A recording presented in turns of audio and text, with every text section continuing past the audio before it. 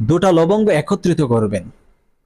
দুটা লবঙ্গকে কালো সুতার মাধ্যমে আপনি বেঁধে নেবেন।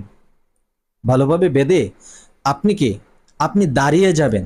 দাঁড়িয়ে কি করবেন? আপনার ডান পাটা আলগি দিবেন। ডাল ডান পাটাকে উপরে তুলে মাটির মধ্যে অথবা যেখানে আমলটি করছেন সেখানে ওই জমিনিতে দুটা লবঙ্গ একসাথে বাঁধা থাকবে, রেখে আপনার ডান পা দিয়ে এটাকে পাড়া দিবেন অথবা চাপদা পাড়া দিয়ে আপনি পায়ের নিচে রেখে আপনি দাঁড়িয়ে থাকবেন। দাঁড়িয়ে থেকে আপনাকে মহান রব্বে কারিমের একটি ইসিম পাঠ করতে হবে, যার নাম হচ্ছে ইয়া আজিজু।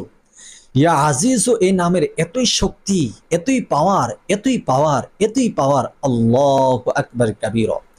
আপনি জানলে অবাক হয়ে যাবেন। ইয়া আজিজু আপনি এই দুটা লবঙ্গের উপর দাঁড়িয়ে পাঠ করবেন 21 বার। ইয়া আজিজু, ইয়া আজিজু, ইয়া আজিজু, ইয়া আজিজু, ইয়া আজিজু, ইয়া আজিজু, ইয়া আজিজু, এরকম ভাবে 11 বার পাঠ করবেন। 11 বার পাঠ করার পরে আপনি 3 বার দুরূদ শরীফ পড়ে নেবেন সাল্লাল্লাহু আলাইহি ওয়াসাল্লাম, সাল্লাল্লাহু আলাইহি ওয়াসাল্লাম, সাল্লাল্লাহু আলাইহি ওয়াসাল্লাম। এখন আপনার কাজ হচ্ছে ওই যে ডান পায়ের নিচে দুটো লবঙ্গ ফেলে রেখেছিলেন, ওই দুটো লবঙ্গ পায়ের নিচ থেকে তুলে আপনি স্বচ্ছ পরিষ্কার পানির মধ্যে এই লবঙ্গ ফেলে দিবেন।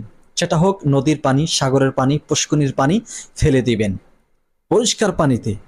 যদি এরকম পরিস্থিতি আপনার মধ্যে না থাকে সেক্ষেত্রে আপনি ভালো একটা জায়গায় গর্ত করে দুটা লবঙ্গ পুঁতে রাখবেন, দাফন করে দিবেন।